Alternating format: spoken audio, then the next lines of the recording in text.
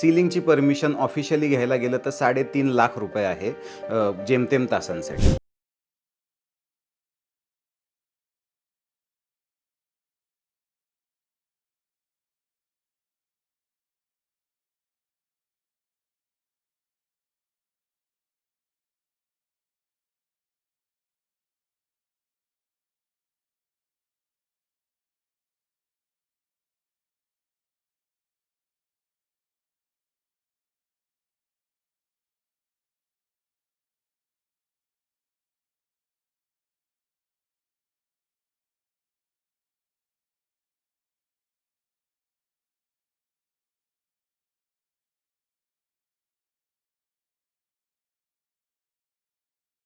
तुम्हाला संजय दत्त दिसतो wine shop.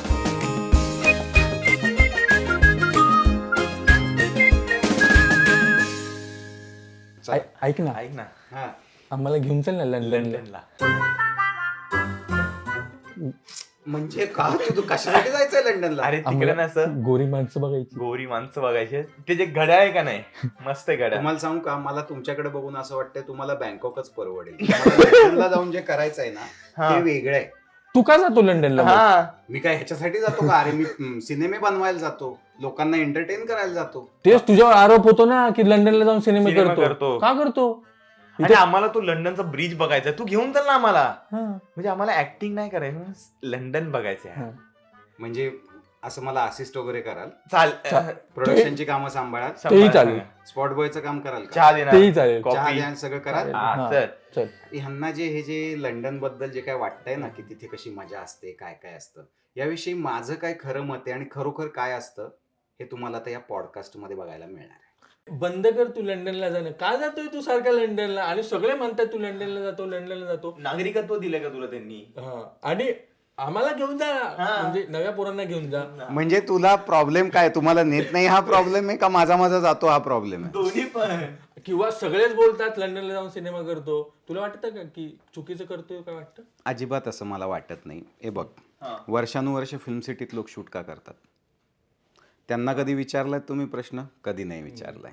किंवा प्रेक्षकही त्यांना विचारणार. वर्षानुवर्ष तेच मंदिर दिसतंय, अमिताभ तिथेच घंटा वाजवतोय, भगवान आहे, तुम्हाला ते चालतंय. हां, बरोबर. फिल्म सिटीचं वाई भोर तुम्हाला तेच चालतंय. पुण्याची मंडई तशीच दिसते, ते तुम्हाला चालतंय. मुंबईची एशियाटिक लायब्ररी सगळ्या गाण्यांमध्ये त्या पांढऱ्या पायऱ्या आणि हे ते चालतं.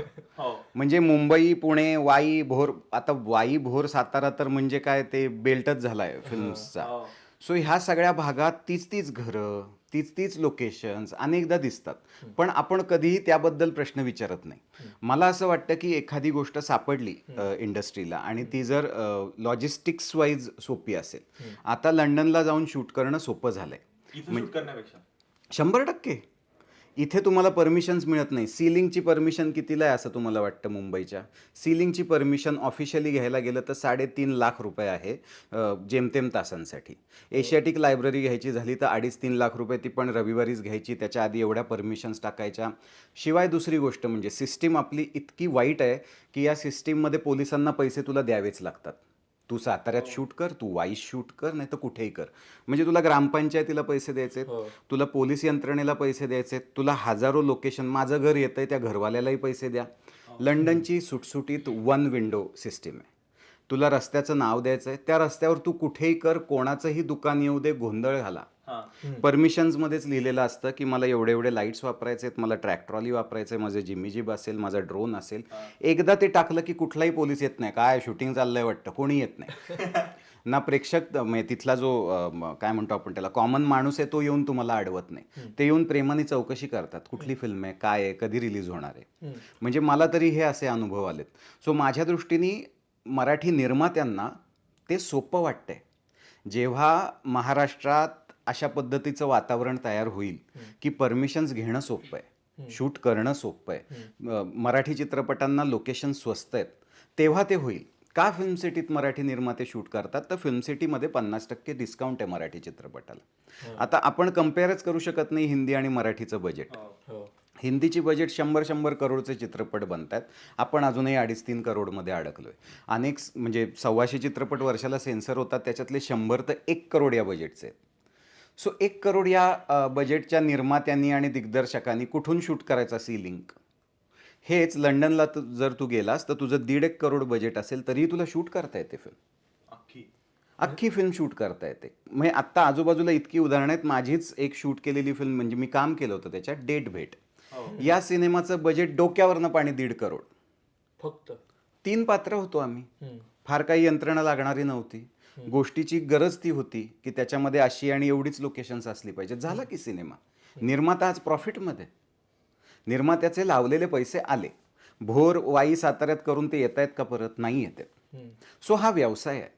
लोकांनी प्लीज समजून घेतलं पाहिजे की चित्रपटसृष्टी हा एक व्यवसाय आहे. अतिशय प्रोफेशनली काम करतात लोक.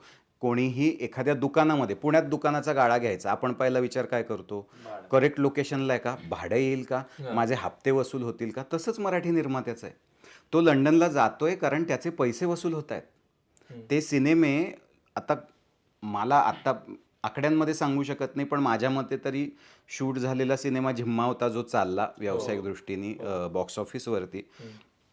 झिम्मा 2 कडनंही मला तीच अपेक्षा आहे. झिम्मा 2 मध्ये झिम्मा 1 पेक्षा वेगळ्या ठिकाणी जाऊन शूट केलं आहे आपण. आपण काही लंडनलाच गेलेलो नाही आहोत. आणि मला असं वाटतं त्याच्यात एक मात्र नक्की मी तुमच्यासोबत याच्यावर अग्री करीन की तेच दाखवू नका. तो इंग्लंड देश सुद्धा आहे ना खूप मोठा आहे. एकतर आपल्याकडचे येडे आहेत ना, त्या इंग्लंडलाच लंडन म्हणतात. हा, आणि महाराष्ट्राला मुंबई म्हणतो का आपण? महाराष्ट्रात मुंबई आहे. तसंच इंग्लंडमध्ये लंडन हे शहर आहे एक. तिथे अनेक शहरं आहेत. बर्मिंगहम, मँचेस्टर पासनं अनेक शहरं आहेत, अनेक गावं आहेत, अनेक चारी बाजूनी त्याला समुद्र किनारे आहेत. खूप सुंदर सुंदर लोकेशन्स आहेत. पण नाही, आपले येडे जातील ते गोल लंडन आय फिरतंय, ते टावर ब्रिज, ड्रोनचा शॉट, तेवढंच. कुठलाही टीजर ट्रेलर काढून बघा, तेवढं भारी एकदम. तर मला असं वाटतं की आपणही थोडे कष्ट घ्यायला पाहिजेत. ऑडियन्स जर बोंबाबोंब करत असेल की काय सारखं तेच दाखवता, तर तीच लोकेशन्स नाही दाखवली तर कदाचित त्याच्यात नाविन्य येईल. आणि मला असं वाटतं माझ्याकडे जर पुढचा सिनेमा आला ज्याची कथा खूप चांगली आहे, त्या कथेची गरज असेल की ते तिकडे शूट व्हायला पाहिजे, तर मी जरूर जाऊन शूट करेन. पण आता मराठी अभिनेता आहे जो तिथे जाऊन शूट करतो. जुने सिनेमे इथं शूट व्हायचे आपल्या काळात, ते आम्हाला रिलेट व्हायचे किंवा प्रेक्षकांना ते रिलेट व्हायचे. तू जे म्हणाला पांढरी पायरी, तेच मंदिर, ते मंदिर आमच्या गावात आहे. ते कुठेतरी आम्हाला चौकात बघायला मिळतं. तर लंडन मधली ठिकाणं, तिथला प्रोटॅगोनिस्टला आम्ही कसं रिलेट करायचं? मराठी सिनेमे आम्हाला जर रिलेट करायचे असतील तर ते आम्ही कसे रिलेट करू? अगदी बरोबर आहे. हा तुझा मुद्दाच व्हॅलिड आहे. मी तिकडे येणारच होतो.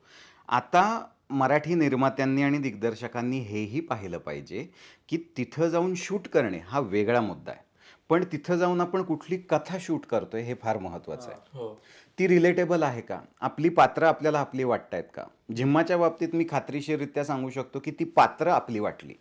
ती पात्र माझी आत्या आहे, माझी मावशी आहे, हा माझी बहीण अशीच आहे, हे वाटणं फार महत्त्वाचं आहे. आता तिथे जाऊन आपला एक हिरो ये ने वॉच वगैरे केलं तर असं होतं, अरे तुझं काय आहे? आणि तिकडे एकदम ऍक्सेंट तिथं तुला बोलता येईना नीट धड. सो रिलेटेबल होणे हा आरोप मला तुमचा पटतोय की स्टोरी रिलेटेबल पाहिजे. आम्हाला ती स्टोरी, आम्हाला ती पात्र आपली वाटली पाहिजेत की आपला कोणीतरी माणूस तिथे गेलाय, काय काय घडू शकतं, काय पद्धतीची कथा असू शकते. म्हणजे माझ्या माहितीत एक कथा आहे जी मी ऐकली होती, ज्याचा आत्ता शूट झालेला आहे. कैरी नावाचा सिनेमा आहे. सायली संजीव त्याच्यामध्ये लीड आहे. फार सुंदर गोष्ट आहे. म्हणजे ती गोष्ट अशी आहे की हे तिथे होतंय ना, छान आहे, कारण त्याचा विषय तसा आहे. सो ते आपल्याकडे ना ते अजून त्याचं गणित सापडलेलं नाही आहे. आत्ता निर्मात्यांना असं वाटतंय की आपण तिथे गेलो तर सबसिडी मिळते. तर सबसिडी ही महाराष्ट्रात पण आहे, तुम्हाला माहिती आहे ना. म्हणजे इथेही मराठी चित्रपटाला सबसिडी मिळतेच. सो सबसिडी निर्मात्यांना इथेही मिळते, सबसिडी तिथेही मिळते. ती थोडी जास्त मिळते इंग्लंडला. पण कथा आपण तशी बनवूया. आपल्याला जर सबसिडी मिळते तर आपण अजून बजेट वाढवूया. कळलं? म्हणजे इथं 2.5 करोडमध्ये सिनेमा करायचा आहे, तो तिथेही जाऊन 2.5 मध्येच, पण तो 1 करोड सबसिडी आली की 1.5 मध्ये बसतो. येस, पैसे आले. हा ॲटिट्यूड न ठेवता 2.5ला इथे बसतोय, 1 करोड वरती मिळतात ना, तर 3.5 करोडचा सिनेमा बनवूया. हे गणित कुठेतरी कमी पडते आणि मला वाटतं होईल. काही चांगले दिग्दर्शक आणि निर्माते त्यासाठी प्रयत्न सुद्धा करतायत. हळूहळू ते होईल. कदाचित हळूहळू लोकांनी जर ते नाकारलं तर ते बंदही होईल. म्हणजे आपल्याकडे हेही आपण पूर्वापार चालत आलेलं बघितलंय की तोचपणा आला की आपण ते नाकारतो. हा. म्हणजे आता आपण बघितलं तर छत्रपती शिवाजी महाराजांवरचे अनेक बायोपिक सध्या येत आहेत, पण त्याच्यातले काहीच चालत आहेत. हो. म्हणजे असं होतंय, गृहीत धरलं जातंय प्रेक्षकांना की हा ब्रँड आहे तर ह्याला प्रेक्षक येणार. तर तसं नाही आहे. आपल्याला सिनेमा आधी चांगला बनवावा लागेल, हा. मग तो कोणावर आहे हे बघावं लागेल. म्हणजे मग तो छत्रपती शिवाजी महाराजांवरचा चांगला सिनेमा आहे का, तर त्याला आम्ही येतो. म्हणजे मला विशेष कौतुक करावं असं वाटतं दिग्पाल लांजेकरचं. त्याला ज्या पद्धतीनं छत्रपती शिवाजी महाराजांबद्दल प्रेम आहे, जिव्हाळा आहे, ज्या पद्धतीनं तो अभ्यास करून ते सगळं मांडतो गिवन बजेटमध्ये. हो. अजूनही असं नाही आहे की त्याला 20 करोड आपण बजेट देतोय सिनेमा बनवायला, कारण ते आर्थिक गणित बसत नाही. 20 करोड जर त्याला दिले तर त्या प्रत्येक सिनेमाचा धंदा हा 100 करोड व्हावा लागेल वसूल करायला. कारण 100 करोड धंदा झाला तर त्याच्यातले 40% मराठी निर्मात्याच्या हातात येतात. म्हणजे 40 करोड. 40 करोडमधनं कमिशन जातं, टॅक्सेस जातात, त्याच्या हातात काय राहणार. मग त्यांनी ते गणित, बरं कुठला झालाय 100 करोडचा सिनेमा? एक सैराट तिथपर्यंत पोहोचला, त्याच्या पुढे कधीच नाही. एक चित्र चांगलं आहे की गेल्या वर्षात वेड खूप जास्त चांगला चालला, बाई पण भारी देवा जास्त चांगला चालला. ह्यानी बळ येतं की हा चला आता थोडं आहे ना 3.5-4 करोड, 5 करोड, 6 करोड करूया का सिनेमा आपला. सो मला वाटतं दिग्पालला आपण बजेट देऊया ना. दिग्पालला बजेट दिलं की आपल्या छत्रपती शिवाजी महाराजांचा मोठा सिनेमा आपल्याला बघायला मिळेल. सो हे आर्थिक गणित आहे. आपल्याला वरवर वाटतं तितकं ते सोपं नाही आहे. सो मला वाटतं लंडन सुद्धा हा असाच विषय आहे की त्याच्या मागे प्रचंड मोठं आर्थिक गणित आहे. पण चांगले सिनेमे यायला लागले, आपण मनापासून प्रयत्न करू लागलो काहीतरी प्रेक्षकांना वेगळं देण्याचा, तर त्यातनं काहीतरी चांगलं चित्र निर्माण होईल असं मला वाटतंय. पण ट्रेंडी होतोय का लंडनचा सिनेमा, किंवा प्रत्येक जण लंडन मध्ये करतोय ते तू सांगितलंस त्याचं कारण. पण एखादा विषय आला छत्रपती शिवाजी महाराज, तर प्रत्येक जण छत्रपती शिवाजी महाराजकडे वळतो. एक विषय आला की लंडनचा एक काहीतरी वेगळं दाखवायचं म्हणजे आहे, एकच थीम लागू होते का? तर तुला असं काय वाटतं की वेगळं प्रत्येकाने वेगवेगळं करावं, की प्रेक्षकांना गृहीत धरणं आलंच, पण ते तुमचा पॉईंट ऑफ व्ह्यू काय असतो की कुठला सिनेमा करायचा? आता मी स्वतः निर्माता आणि दिग्दर्शक असल्यामुळे मला निर्मात्याची गणितं थोडीफार माहिती आहेत. ती अशी आहेत की आपल्याकडे साबणाचं दुकान चालतंय म्हणल्यावर सगळ्यांनी साबणाचंच दुकान टाकायचं, ही मेंटॅलिटी आहे. म्हणजे मिसळ जॉईंटला गर्दी होते बरं का, तर पुण्यात कोपऱ्यावर मिसळ जॉईंटच टाकायचा. तर आपण हे नाही प्रयत्न करणार की आपण मिसळ जॉईंट चालतंय ना, तर आपण अजून वेगळं काहीतरी दुकान टाकू, कदाचित ते मिसळ जॉईंटचा तोचपणा आपण मोडू. हे कोणी करत नाही. ते सगळे मिळून बसतात, ते मिसळचं चालतंय आपण मिसळच टाकू. तर त्याच्यामुळे आता एक अशी ओरड व्हायला लागली परत, अरे बायकांचे सिनेमे बनायला लागले. तर बायकांचे सिनेमे बनतच होते, तुला खरं सांगतो. म्हणजे सांगते ऐकापासनं ते केवढी परंपरा आहे आपल्याला. माहेरची साडी, माहेरच्या साडी या चित्रपटाची जाहिरात अशी होती की या तिकिटासोबत रुमाल फ्री. हे आपण त्या काळात पाहिलंय. म्हणजे रुमाल विकले रुमालाचे स्टॉल असायचे थिएटरच्या बाहेर की स्वस्त रुमाल, कारण तुम्हाला तो लागणारच आहे आज जाऊन डोळे पुसायला. ही गॅरंटी निर्माता आणि दिग्दर्शकांनी दिली होती, थिएटरवाल्यांनी दिली होती. सो असे ट्रेंडही आपण पाहिलेले आहेत. पण नक्की तोचपणा जो आहे त्याच्यातून प्रत्येकाला काहीतरी दरवेळेला वेगळं करावं लागेल. आता बायकांचे विषय असं आपण म्हणलं तर त्याच्यातही वेगळं काहीतरी शोधावं लागेल. मग ते एकमेकांपासून वेगळे कसे होतील, ते सिमिलर वाटणार नाहीत. माझ्या मते उद्या तुम्ही कुठलाही ब्रँड टाका, तुमचा पहिला कस्टमर हा बाई आहे त्या घरातली. कुठलाही, म्हणजे त्या बाईपर्यंत जर ते पोचलं तर ती अख्ख्या घराला घेऊन जाते. सो चित्रपटही तसा आहे की तो बाईला आपला वाटला तर ती अख्ख्या कुटुंबाला घेऊन त्या सिनेमाला जाणार आहे. आपली आईच ठरवते ना घरात काय आणायचं काय नाही. कधी वडिलांना से होता आपल्या, कधीच नव्हता. ते फार तर फार म्हणतात हे नको मला वाटतंय हे घेऊया का, तुम्ही थांबाव तुम्हाला काही कळत नाही. संपलं, परत ते काही बोलतच नाही. घे बाई पैसे ना, आण बाई तुला काय करायचं. तर त्याच्यामुळे ते आपल्याकडे पूर्वीपासून आहे. आत्ता फक्त असं आपल्याला दिसतंय की ते लाईमलाईट मध्ये यायला लागल. पण मग आता तू जिम्मासारखा सिनेमा केला एवढ्या सगळ्या महिला मंडळाला घेऊन, एवढ्या महिला मंडळाला खरंच हँडल करणं सोपं आहे का रे? की म्हणजे की लग्नातला अनुभव कमी होता? नाही, मला असं वाटतं सोपं यासाठी झालं मला की ह्या सगळ्या माझ्या मैत्रिणी आहेत. म्हणजे आता जोडली गेलेली रिंकू हीच माझ्यासाठी तशी नवीन आहे. पण रिंकू ही मुलगी मला माहिती आहे, ती खूप साधी, खूप चांगली, मनाने अतिशय निर्मळ असलेली मुलगी आहे. तिचं वय खूप लहान आहे, आत्ता अजून तिला खूप शिकायचं आहे, खूप काहीतरी प्रूव्ह करायचं आहे. सो त्याच्यामुळे तिला मी जेव्हा पहिल्यांदा भेटलो ते आत्तापर्यंतच्या काळात आमची इतकी छान मैत्री झाली. हो. सो ह्या सगळ्या मैत्रिणी आहेत, सुहास जोशी, निर्मिती सावंत, सुचित्रा बांदेकर, ह्या जवळच्या, म्हणजे हे सगळे फॅमिली आहेत. म्हणजे एकमेकांच्या लग्नांना असे आमची अनेक वर्षांपासूनची मैत्री आणि संबंध आहेत. त्यामुळे मला तसं काही कठीण गेलं नाही. अर्थात हे बघ, तुला सांगतो, कठीण कोणाला गेलं असेल तर सिद्धू चांदेकरला गेलं असेल. कारण मला शेवटी दिग्दर्शकाच्या भूमिकेतनं सेटवर आरडाओरडा करता येतो, हे काय चाललंय तिकडे, चला पटकन शूट करूया. सिद्धूला ती मुभा नाहीये. सिद्धूला सगळ्यांचं ऐकून घ्यायचं होतं.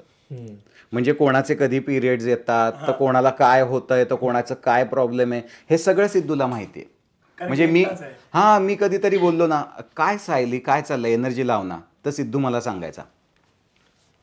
हे एवढं हा, तर एवढं बॉन्डिंग झालेलं आहे. आणि चेष्टेची गोष्ट सोडा, मी स्वतः घरात म्हणजे माझे बाबा पोलीस खात्यात असल्यामुळे मी माझ्या आई आणि बहिणीसोबतच जो काही सर्वाधिक काळ काढला तो काढला. सो त्यामुळे मला माहिती आहे बायकांचं विश्वना जवळणं, त्यांच्याबरोबर वेळ काढल्यामुळे. सिद्धार्थचं तसंच आहे. सिद्धू सुद्धा त्याच्या आईबरोबर आणि बहिणीबरोबर सर्वाधिक काळ राहिलाय, बाबांपासून दूर. सो त्याच्यामुळे आम्हाला सवयच होती. आणि क्षिती ही इतकी डॉमिनेटिंग बाई आहे रोजच्या जगण्यामध्ये सुद्धा.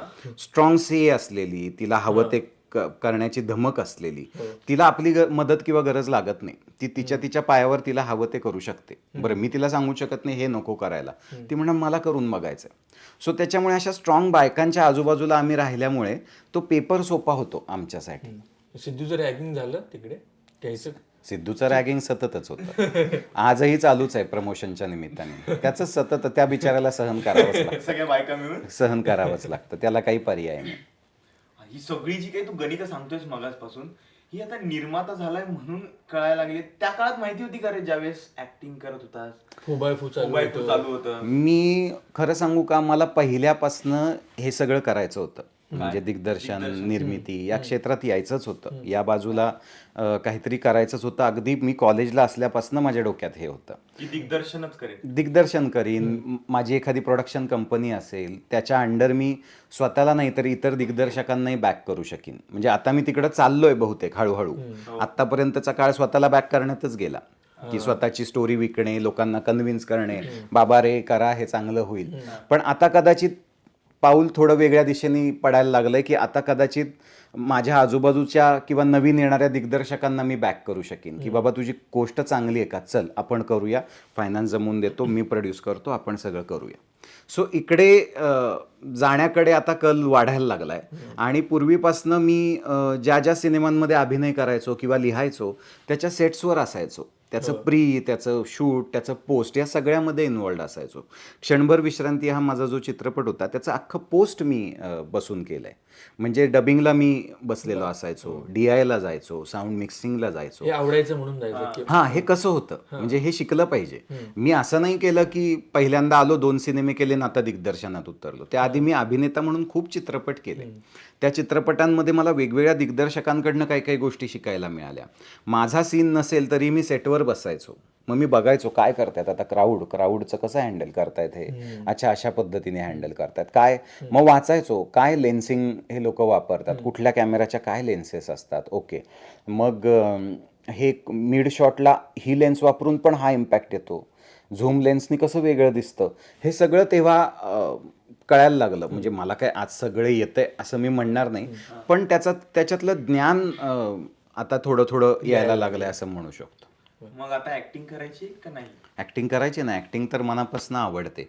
मी आता विचार करतोय, कोणी मला विचारे ना एका नाही निगेटिव्ह भूमिकेसाठी, तर माझ्या डोक्यात आता जाम आहे की मीच स्वतः स्क्रिप्ट लिहिणार, अतिशय डेंजर निगेटिव्ह रोल लिहिणार स्वतःसाठी आणि एक फिल्म करणार. किंवा असं होतं का रे, की मी बऱ्याचदा ऐकलंय असं मोठमोठ्या दिग्दर्शकांकडून किंवा त्यांच्या मुलाखतींमधून, की एखादा नट दिग्दर्शन करायला लागला किंवा निर्माता झाला तर त्याला कामं येणं स्वतःसाठी बंद होतात, ऍक्टिंगचे नटासाठी कामं येणं बंद होतात, किंवा तो दुसऱ्यांच्या बिझनेसमध्ये जातो. असं आहे का काही? नाही, आता मी बघ ना, गेल्या काही काळात सिनेमांमध्ये कामं केली आहेत दिग्दर्शन करायला लागल्यापासून.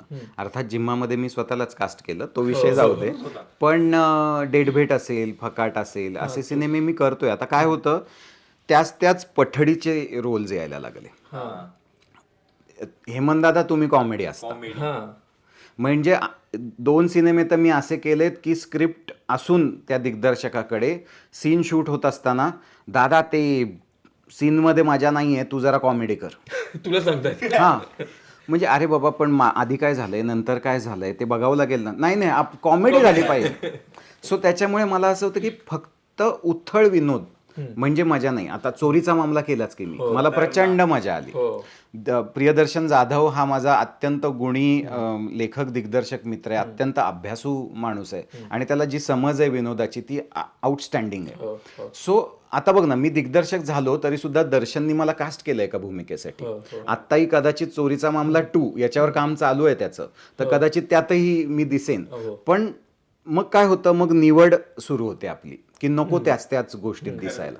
मध्यंतरी मी एक मालिका पण केली कॅमिओ म्हणून, चंद्र आहे साक्षीला, कलर्स मराठीवरती. त्याचा निर्माता माझा मित्र चिन्मय मांडलेकर, तो मला म्हणाला की असा असा रोल आहे, खूप इंटरेस्टिंग आहे, पूर्ण सिरियस रोल आहे. तर मी म्हणलं की हो, पूर्ण सिरियस रोल, येस मी करतो. मला सगळ्या तारखा मॅनेज करतो, मला पैसे नको, काही नको, मला हा रोल करायचा आहे. आणि मी केला, खूप मजा आली. अत्यंत सिरियस रोल होता, त्याच्यात विनोदाचा व पण मी केला नाही. सो निवडक व्हावं लागतं, कारण तेच वाट्याला यायला लागतं. तुमच्या निमित्ताने माझे कोणी दिग्दर्शक मित्र बघणार असतील तर मी त्यांना सांगतो, मी आहे तयार. थोडं वजनावरही आता काम सुरू केलेलं आहे. मी आत्ता जेवढं माझं वजन होतं त्याच्यापेक्षा कमी करत चाललेलो आहे. सो फिट होत चाललेलो आहे मी. तर मी वाट बघतोय तुमच्या फोन्सची. किंवा असं म्हणजे मी जे बोलतो तसं काय नाहीये की तुम्ही इंडस्ट्रीमध्ये घुसलात किंवा म्हणजे तुम्ही दुसऱ्यांचं काम मला केलं तर नाही तुम्हाला वाटत, आपल्याकडे अनेक उदाहरणं आहेत. नागराज अण्णाचं आपण आत्ता बघतोय की he is directing as well, he is acting as well, he is producing, he is hosting a show. So वेगवेगळ्या ठिकाणी तो दिसतोय ना. सो एका पॉईंट नंतर ऑडियन्सनी तुम्हाला आपलं केलं की तुम्ही वेगवेगळ्या भूमिकांमध्ये दिसू शकता आणि तुम्हाला ते प्रूव्ह करावंच लागतं. वेगवेगळ्या भूमिका निभावताना तुम्हाला ते प्रूव्ह करावं लागतं, ऑडियन्सचा विश्वास जिंकावा लागतो की नाही हा करेल ते छान असतं. सो त्याच्यामुळे तिकडे जाण्यासाठी क्वांटिटीपेक्षा क्वालिटीवर भर द्यायला पाहिजे. हो. आता बघ ना, एवढे छान छान सिनेमे येत आहेत आणि एकत्रच येत आहेत. दिवाळी आली आणि एकदम श्यामची आई आला, नाळ2 आला, तुझा आला, जिम्मा2 आणि एकदम कडक सिनेमे आले इतके भारे. पण माझं असं म्हणणं आहे, एक सामान्य प्रेक्षक म्हणून माझं बजेट 3 सिनेमा बघण्याचं नाहीये एका महिन्यात. सामान्य प्रेक्षक आहे मी, मग मी एका महिन्यात एक किंवा फार परत दुसऱ्याकडे कल जाऊ शकतो. बरोबर. मग तुम्ही एका महिन्यात सगळे एकत्र सिनेमे आले, मग मी कुठला बघू याच्यातला? मग तुम्ही म्हणता की मग हा बघा, ते दिग्देश म्हणतो आमचा चांगला आहे तुम्ही बघा. मग सामान्य प्रेक्षकांनी जर त्याचं बजेट नसेल, तर तुमचा हार्डकोर प्रेक्षक सामान्य प्रेक्षक असेल, सामान्य घरातला, तर त्यांनी कुठला सिनेमा बघायचा नक्की? एकत्र सगळे प्रदर्शित झाले सिनेमे.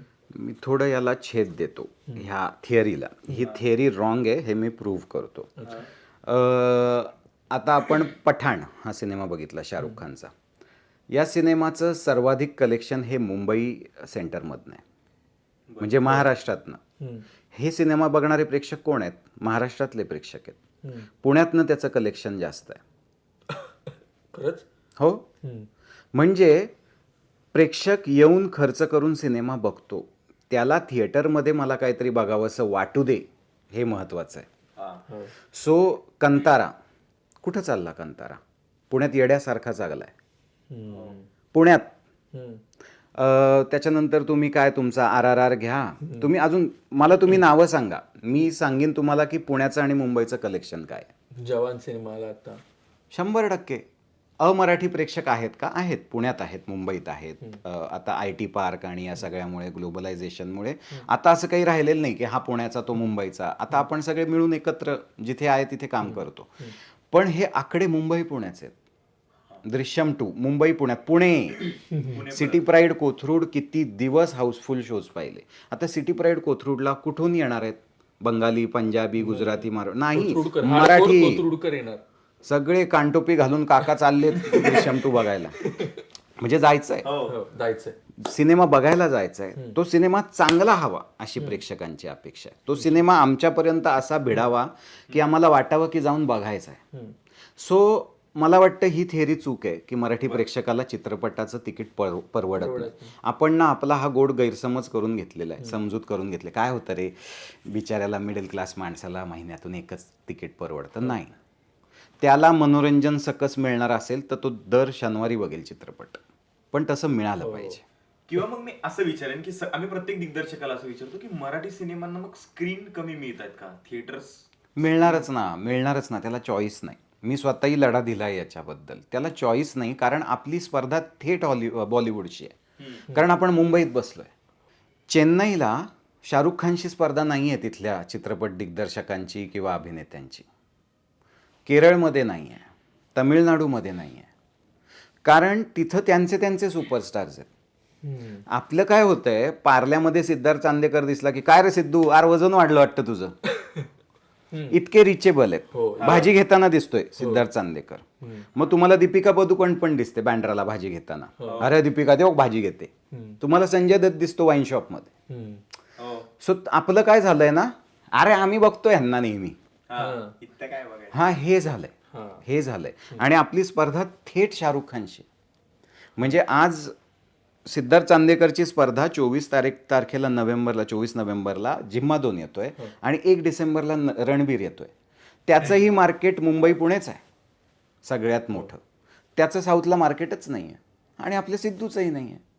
सो त्याच्यामुळे ही स्पर्धा होणारच, कारण हिंदी निर्मात्याला मुंबई पुण्यातच सर्वाधिक शोज लावायचे. तुम्ही बघा टायगर 3चे आज पुण्यातले शोज बघा, ह्युमंगस रिलीज. म्हणजे अरे एवढे शोज हे कुठं लागतायत? बॉलिवूड खराडीला आता मराठीच प्रेक्षक आहे ना तो जाणार. काय तुझं सीझन स्मॉल मराठी प्रेक्षकच आहे जाणारा. सो त्याच्यामुळे ही स्पर्धा होत राहणार. मला असं वाटतंय की हळूहळू चित्र बदलेल, जेव्हा प्रेक्षकांना हा विश्वास येईल की सिनेमा चांगला आहे, आपण जाऊन बघूया. आपण प्रेक्षकांपर्यंत पोहोचवायला पण कमी पडतोय. आपली मार्केटिंग स्ट्रॅटेजी कुठेतरी कमी पडते. आपण गृहीत धरतोय परत पेपरला जाहिराती, ह्याला हे असं टाकलं की लोक येतील. नाही, तुला विकावा लागेल कंटेंट. तुला कंटेंट कंतारा चालला, काय चर्चा झाली होती, अरे सॉलिड एक पिक्चर आलाय, गोष्टच वेगळी आहे रे त्याची, हे बोलत होतो आपण. सो आपल्या मराठी सिनेमाबद्दल जर अशी चर्चा झाली एखाद्या, अरे ट्रेलर बघितला का, जबरदस्त वाटतोय मला, काहीतरी वेगळाच विषय काढलाय, येणार लोक. झालंय हे, मागच्या काळात प्रूव्ह झालंय. रितेशजी देशमुख यांच्याबरोबर कुठलंही कॉर्पोरेट नव्हतं वेळच्या वेळेला.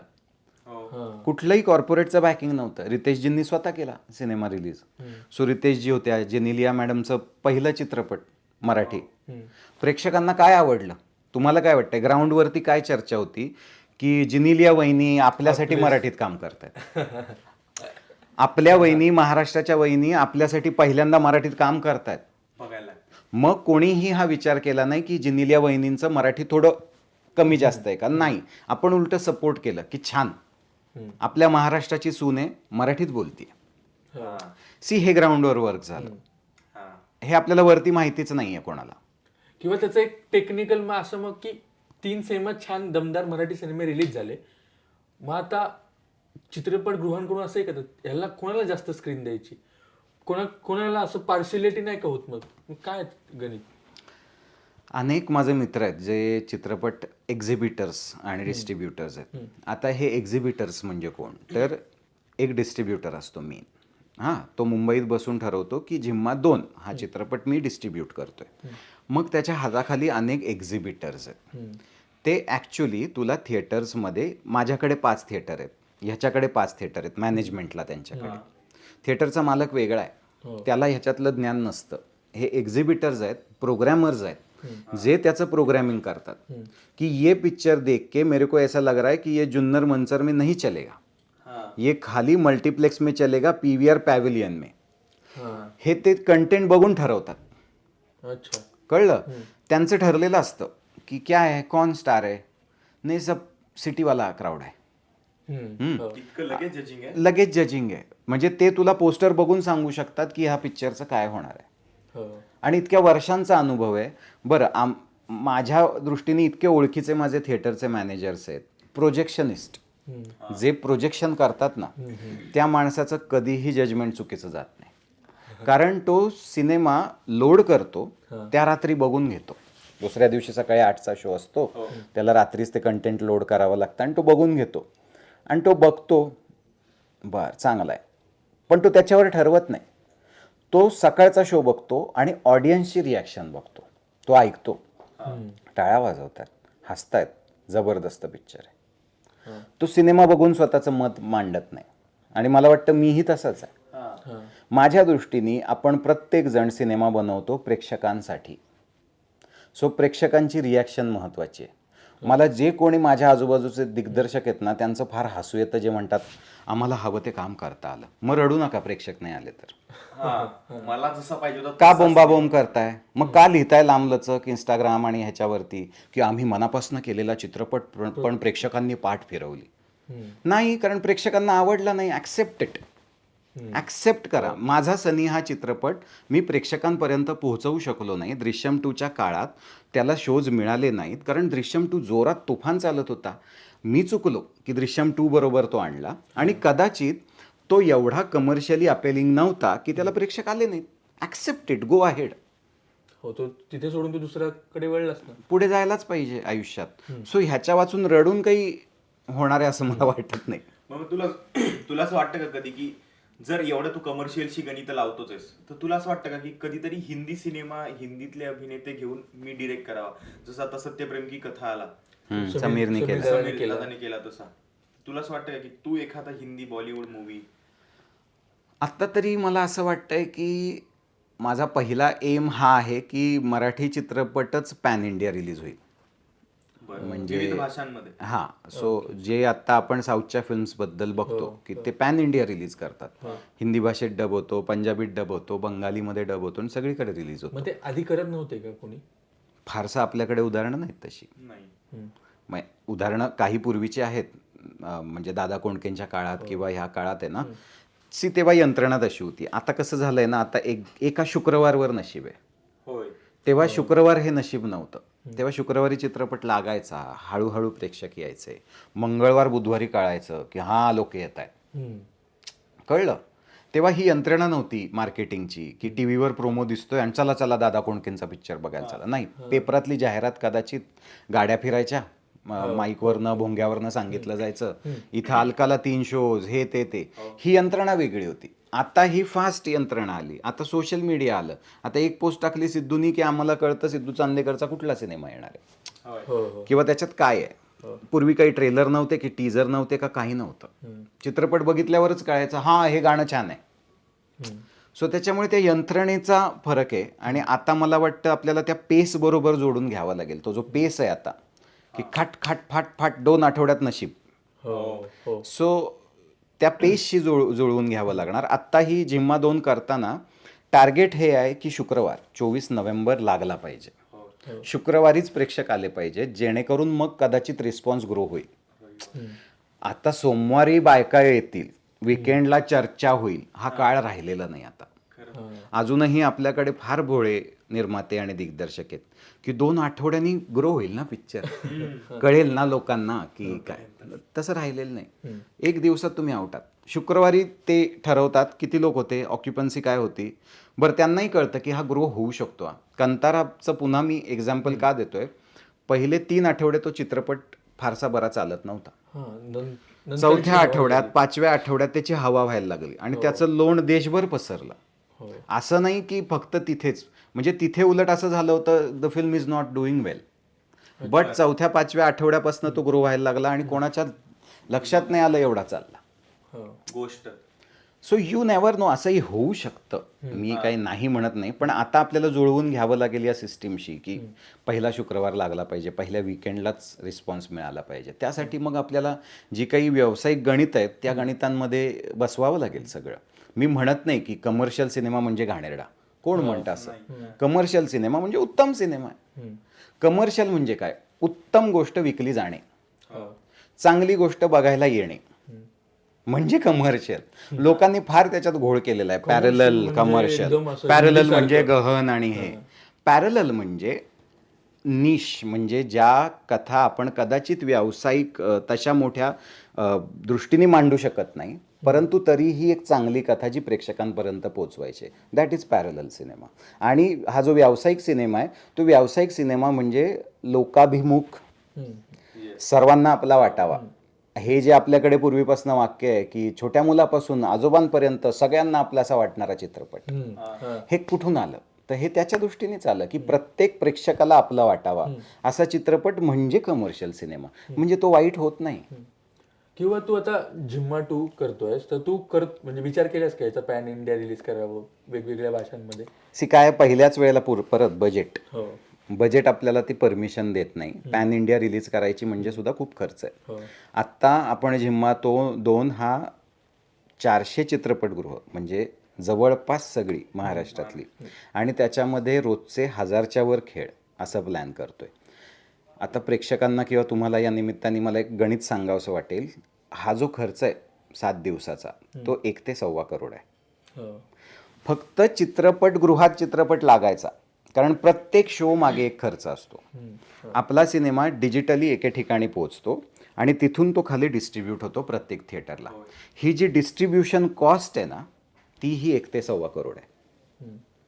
थिएटरची काही भाडी लागतात. आता झिम्मा 2ला नाही पण काही चित्रपटांच्या बाबतीत काही थिएटर्स आहेत ज्यांचं आठवड्याचं भाडं असतं. सो आता मला सांगा 1.25 करोड जर ह्यालाच खर्च होणार आहेत तर पॅन इंडिया करायला काय खर्च येईल, इमॅजिन. सो त्याच्यामुळे आर्थिक गणित आहे. इथं जर कॉन्फिडन्स आला, पुन्हा तेच कंताराचं उदाहरण, तिथं जर कॉन्फिडन्स आला की आपला सिनेमा इथे जोरात चालतोय, हळूहळू ओपन करून बघूया बाहेर, अरे चालतोय, अरे ओपन ओपन ओपन ओपन, तर मग ते शक्य आहे. म्हणजे देव करो आणि झिम्माला एवढा प्रतिसाद लाभो की हे होईल. किंवा मी असं विचारणार होतो की बॉलिवूड नंतर जर काही हाईप झालं असेल तर साऊथचा सिनेमा झाला. महाराष्ट्रात सुद्धा साऊथचा सिनेमा तितका हाईप होतो. लोकांच्या मोबाईलवरती, टीव्हीवरती हिंदीत डब झाल्यानंतर तो 1000 वेळा बघितला जातो. बरोबर. तर मला असं विचारायचं की मराठी सिनेमा त्या शर्यतीत येण्यासाठी काय करावं लागेल? काही नाही, आपल्याला ओरिजिनॅलिटी जपावी लागेल, ओरिजिनल राहावं लागेल. कारण की बघ फार क्वचित सिनेमे आहेत. पुन्हा तेच नाळ 2, झिम्मा 2, बाई पण भारी देवा, वेड, फार क्वचित सिनेमे आहेत. वर्षभरात 6-7 सिनेमे येतात. पण मग बाकीचे सिनेमे प्रेक्षकांच्या मनामध्ये तो एक जो समज बसलाय की हे 6-7 सिनेमे आम्ही बघणार आहे. पण पोरांना विचारा ना कोणते सिनेमे बघतो, साऊथचे सिनेमे भारी असा. हे जे लहान लहान पोरांकडनं जे आम्ही ऐकतो त्याच्यासाठी काय करायचं आहे? आता साऊथचं कम्पॅरिझन करायची झाली तर साऊथचं जे बजेट आहे ते खूप आहे. साऊथचा सिनेमा मोठ्या बजेटमध्ये बनतो, अर्थात मल्याळम इंडस्ट्रीमध्ये गिवन बजेटमध्येही बनतो. आता मोहनलाल सर ज्या सिनेमामध्ये आहेत तो सिनेमा 8-9 करोडचा असतो, कारण मोहनलाल सरांची सॅटेलाईटची सेलिंग प्राइसच 6 ते 6.5 करोड आहे. सो निर्माता काय ठरवतो, मोहनलाल सरांना कास्ट केलं, त्यांनी सिनेमा केला, 10 करोड खर्च करूया, मस्त सिनेमा बनवूया, 6-6.5 करोड तर येणारच आहेत. सो 4-4.5 करोडची रिस्क घ्यायची. आता तयार होतो. आपल्याकडे असं कोणीही नाही आहे. दुर्दैवाने कुठलाही स्टार, कुठलाही चेहरा असा नाही की ह्याला घेतलं म्हणजे ॲमेझॉन आपल्याला 4 करोड देईल. हा तेच ना, माझा नेक्स्ट प्रश्न पण तोच होता की आपल्या स्टार्स निर्मिती होत नाहीये. आपला एक काळ गेला, लक्ष्मीकांत बेर्डे, अशोक दादा, अशोक मामा, हे एक स्टार्स, त्यांच्यामुळे लोक सिनेमागृहात येणारच. त्यांच्या अजून आत्ता आपल्याकडे तसं दिसत नाही. वाटतं रितेश देशमुख, डोक्यावर अंकुश चौधरी वगैरे, ते मगाशी म्हणलं ना, विश्वास मिळवण्यात कमी पडलो आपण. आपला प्रत्येक सिनेमा चांगला असेल हा विश्वास प्रेक्षकांना देण्यात आपले स्टार्स कमी पडले. क्वांटिटीच्या मागे लागून क्वालिटी बाजूला राहिली. त्याच्यामध्येही पुन्हा आर्थिक गणित आहे. त्या स्टारला तेवढं सस्टेन करायला त्याला पर चित्रपटही तेवढ्या फीज मिळत नाहीत आपल्याकडे. आज आपण अमेय वाघला जर 1 करोड दिले एका सिनेमाचे की अमेय वाघ तू पूर्ण लक्ष द्यायचं वर्षभर, मी तुला 1 करोड देतो, तो नाही करणार. तो एकच सिनेमा करेल वर्षाला. कशाला पाहिजे 2, 3, 4, 5? पण तेवढं त्याला नाही मिळत एका सिनेमात. कारण आपली कमर्शियल गणित लक्षात घ्या. 100 पैकी तुम्ही म्हणताय 8 सिनेमे चालत आहेत, तर मग कसं हे व्यावसायिक गणित कसं बसणार? साऊथकडे आपण जातो, नाही साऊथच्या बघायला, अरे साऊथचा तिथला प्रेक्षक प्रत्येक सिनेमा डोक्यावर घेतो. प्रत्येक सिनेमाचं collection 50 crore, 60 crore, 100, 200 crore. Regional cinema, Tamil cinema 200-250 crore करतो. इमॅजिन काय पद्धतीचा पैसा त्या इंडस्ट्रीमध्ये आहे. त्याच्यामुळे मग निर्माते आणि दिग्दर्शक प्रयोग करायला तयार आहेत. ओके, मागच्या सिनेमाला मला 200 मिळाले, पुढचे 3 मी करून बघतो हवे तसे. इथं आम्हाला मागच्या सिनेमाला थिएटरची डिजिटलची कॉस्ट वसूल होईना आमची. कुठून करणार प्रयोग? खूपच फार आपण गंभीर झालं. आम्ही ठरवून आलेलो की पण तू खरं तर लोकांना तू कॉमेडी वाटतोस, विनोदी वाटतोस, पण तू सिरियस आहेस. म्हणजे एकदम असा मला शांत वाटतोय. कदाचित तू सेटवर वेगळा असू शकतोस. नाही, मित्रांमध्ये इकडे तिकडे मजा थोड्या करायला मी वगैरे, आहेच, पण मी आयुष्यात स्वतः खूप कामाबद्दल सिरियस आहे. हा. म्हणजे त्याच्यात काही डाऊट नाही, तो काही माझा टाइमपास नाही, ते माझं पहिलं प्रेम आहे. सो त्याच्यामुळे हा जो अभ्यास आहे जे मी हा, आता हे तू काय बोलतोय, बोलतोय? हे मी अनेक लोकांशी बोलत असतो दिवसभरात. काय वाटतंय तुम्हाला? आजही बघा, मी ट्रेलर कसा आहे हे माझ्या एका थिएटरच्या मॅनेजरला फोन करून विचारलं. पहिली रिॲक्शन मी त्याची घेतली, ट्रेलर कसा वाटला? अर्ध धुमाकूळ घालणार. हो. म्हटलं ओके, ट्रेलर आपला हातात आहे, येस. हा ट्रेलर योग्य आहे. मी ना माझ्या फॅमिलीला विचारलं ना मित्रमैत्रिणींना की तुम्हाला कसा वाटतोय. माझ्या दृष्टीने ते महत्त्वाचेच नाही आहेत. माझ्या दृष्टीने सिनेमा मला ज्या प्रेक्षकांपर्यंत पोहोचवायचा आहे त्याच्यामधली कडीच महत्त्वाची आहे. सो त्याच्यामुळे त्या बाबतीत मी सिरियस आहे. पण हे झालं की पुढं, आता हा पॉडकास्ट संपला की पुढं तुम्ही गप्पा माराल तर मी परत सिरियस सोड आता. फुबाईफूच्या गप्पा सांग. फुबाईफू आठवतं की नाही आता? फुबाईफू जरूर आठवतं. फुबाईफू हा असा प्लॅटफॉर्म होता की ज्यांनी खऱ्या अर्थाने घराघरात पोचवलं मला. म्हणजे तोवर मी जे काही काम करत होतो माझ्या पद्धतीनं ते काही फारसं तितकं पोचलेलं नव्हतं. पण फुबाईफू या मंचामुळे मी आणि दर्शनची जोडी घराघरात पोहोचली. आणि त्यावेळेच्या आठवणी फारच कमाल आहेत. म्हणजे प्रियदर्शन जाधव हा मी म्हटलं तसं अत्यंत गुणी लेखक आणि दिग्दर्शक आहे. पण तो ॲक्टर म्हणून इतका स्पॉन्टेनियस आहे. म्हणजे तुम्हाला जी फुबाईफूची स्किट्स पुढे दिसली 9 मिनिटाची, त्याच्या मागे आम्ही 30 मिनिटाची केली. ती एडिट करून 9 मिनिटाची दिसली. म्हणजे एक स्किट होतं मला आठवत आहे, ज्याच्यामध्ये मी निर्माता असतो कोल्हापूरवरनं आलेला आणि तो एक सुपरस्टार असतो आणि त्याच्याकडे येऊन म्हणतो की आपल्याला एक पिक्चर करायचा आहे. मग मी त्याला कथा सांगतो. आठवलं. प्रॉपर रिहर्सल झालेली, आमची टेक्निकल रिहर्सल झालेली, म्युझिक, लाईट्स ह्या सगळ्या कॅमेरासोबत. आणि आता चला टेकला मी दार वाजवलं आणि या माणसाने रमेश भाटकरांच्या आवाजात सुरू केलं स्किट. मला माहिती नाही आहे, कोणालाच माहिती नाही आहे. ह्यानी तिथं तो कॉल घेतला आणि सुरू केलं. आता इमॅजिन करा कसं सावरायचं हसू, कसं कंट्रोल करायचं. बरं, त्या आवाजामुळे ते विनोद वेगळीकडे जायला लागले. आता काय बोलतोय आपण. म्हणजे हे इतकं अनप्रेडिक्टेबल दर्शन वागायचा, त्याने इतकी मजा यायची. आणि मी बऱ्याचदा आमचे जर 100 स्किट झाले असतील तर त्याच्यातले 80चे स्क्रिप्ट मी लिहायचो. सो कारण दर्शन त्या काळात बिझी होता. तो नाटकाचं एका दिग्दर्शन करत होता, 2 नाटकांमध्ये कामं करत होता. सो खूप बिझी होता तो. सो तेव्हा मी लिहायचो आणि मग मला सब्जेक्ट पाठ असल्यामुळे तो कुठेही गेला तरी त्याला विषयावर घेऊन यायचं परत. हे काम माझ्याकडे असायचं. पण फुबाईफू नंतर एक निर्णय मी नक्की घेतला स्वतःच्या आयुष्यात की आपण आता फक्त स्किट्स नाही करायची.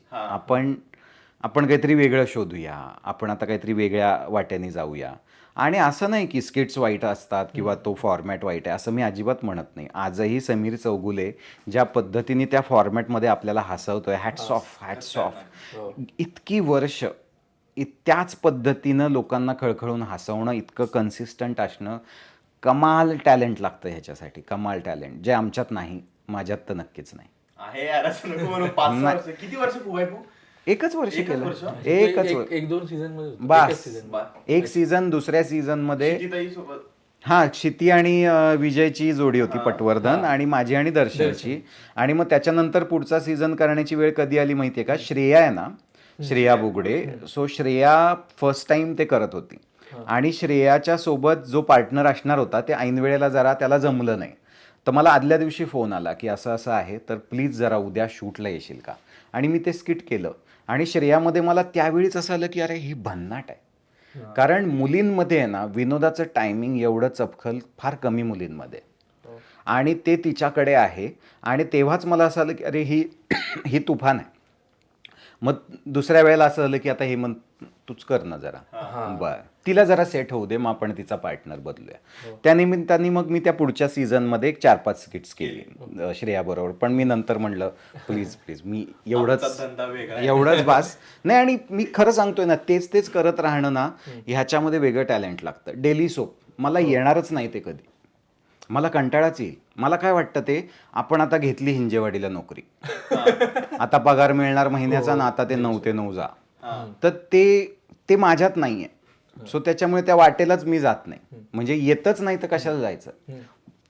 तो प्रकारच मला येणार नाही. त्याच्यासाठी एक वेगळं टॅलेंट लागतं, डिटर्मिनेशन लागतं, पेशन्स लागतात. ते माझ्यात नाहीत. तू जिम्मा 2 करतोयस आता, जिम्मा 2 होतोय आता रिलीज, तू सिक्वल करायला घाबरला नाहीस? सिक्वेल करायचाच नव्हता मला. म्हणजे नाहीतर एवढा वेळ गेला नसता. ही जी म्हणजे आम्ही सिनेमा शूट केलाय 2019च्या जुलैमध्ये पहिला. ते थेट आत्ता 2023च्या जूनमध्ये पुन्हा शूट केला. सो हा जो एवढा काळ मध्ये गेला त्याचं कारणच हे होतं की सिक्वेल करायचाच नव्हता. कारण मला असं वाटतं दरवेळेला की एक सिक्वेल करताना बऱ्याचदा गोष्टी ओढून ताणून जुळवाव्या लागतात. आपण अनेक सिक्वेल्स असे पाहिलेत, पहिल्याचा दुसऱ्याशी संबंध नाही. पहिलाच चालला. आणि पहिलाच चालला, दुसरा आपटला, नाही झालं त्याचं काही फार, असेही उदाहरण आहेत. त्यामुळे मला असं होतं नको नको, ते एवढं प्रेम आणि लोकांचं हे मिळालंय ना, त्याला हात नको लावायला. पण असं लक्षात आलं की आपल्यासाठी कदाचित थोडं जमेची बाजू ही आहे की आपली पात्र आवडली आहेत आणि पात्र हिट झाली आहेत. म्हणजे निर्मला कोंडे पाटील असेल, निर्मिती सावंतची, तर तिची पुढची स्टोरी काय असेल. सो जिम्मा 2 ही त्या पात्रांची पुढची कथा आहे. जिम्मा 1ला तरी कुठे काय एक कथा होती, एक कथा नव्हती, त्या पात्रांचीच कथा आणि त्याचं विविंग होतं. तसंच हे आहे भाग 2 मध्ये, त्या पात्रांची पुढची स्टोरी आहे. सो त्याच्यामुळे असं काहीच नाहीये की बस किडनॅप होते मग गुंड येतात आणि मग मारामारी होते. सो अशी काही स्टोरी तर अशी काही स्टोरीच नाही आहे. सो त्याच्यामुळे डिफिकल्ट होताच पेपर, पण या पात्रांमुळे तो सोपा झाला. आणि 2 नव्या झालेल्या ॲडिशन्स, शिवानी सुर्वेचं पात्र आणि रिंकू राजगुरूचं पात्र. मी तुम्हाला खात्रीशीररित्या सांगतो, तुम्ही या चित्रपटातलं शिवानी सुर्वेचं काम नक्की बघा. कारण ती आजपर्यंत अशा पद्धतीने प्रेझेंट झालेली नाही. दरवेळेला ती अतिशय खमकी, अरे बापरे मारेल की काही, भांडेलच ही दिसली की असं वाटतं.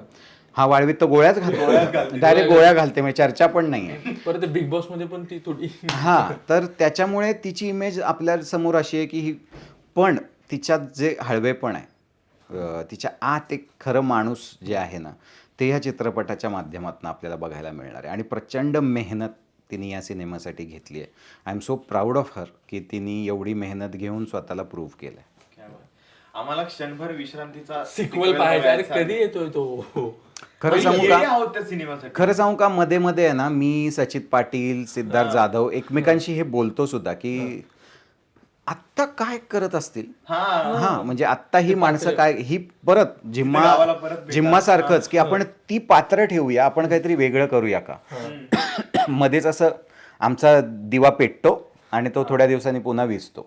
सो आम्ही हे ठरवत असतो, पण त्याला ते अजून तसं म्हणावं तसं यश आलेलं नाही, पण करायचं आहे जरूर.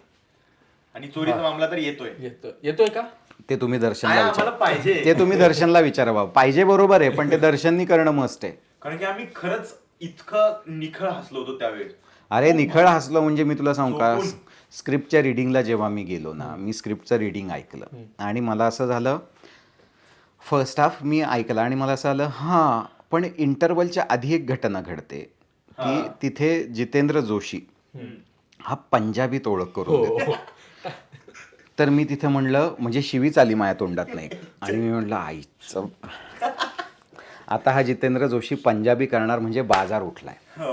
आणि मला स्वतःला त्याची एवढी एक्साइटमेंट होती की बरं, आम्ही आमच्यात सुद्धा आहे ना, जितू आणि आम्ही पूर्वीपासून तो हे पंजाबीचं त्याला वेड आहे. ते श्रावण मासी वगैरे आहे ना, तो ते पंजाबीत आम्हाला आधीपासून ऐकतो, श्रावण मासी हर्ष मानसी होय वगैरे करून.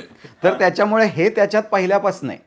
सो मी फक्त इमॅजिन करत होतो की हा काय करणार. माझे अनेक आजही शॉट तुम्ही बारकाईने पहा, त्याच्यात मी हसू कंट्रोल करतोय. कारण काय करू, हा माणूस काहीही बोलतोय, काहीही. म्हणजे पंजाबी माणूस असं का बोलेल की वॅनी खप्प भोक्क लागली आहे, कशाला खप्प भोक्क म्हणजे हा काय पंजाबी ऍक्सेंट आहे. ह्या वाक्यावर मी कंट्रोलच करू शकत नव्हतं. सो चोरीचा मामला 2 यायला पाहिजे. आता फक्त पंजाबी नाही, काहीतरी वेगळ्या भाषेतला जितेंद्र जोशी बघायला मिळालं तर मजा येईल. क्या भारी वाटलं. पण असं नाही विचारणार मी की तुझा स्ट्रगल आणि हे सगळं, पण तुझी ती लो फेज आठवते का कधी की तू इथपर्यंत जाऊन आलास?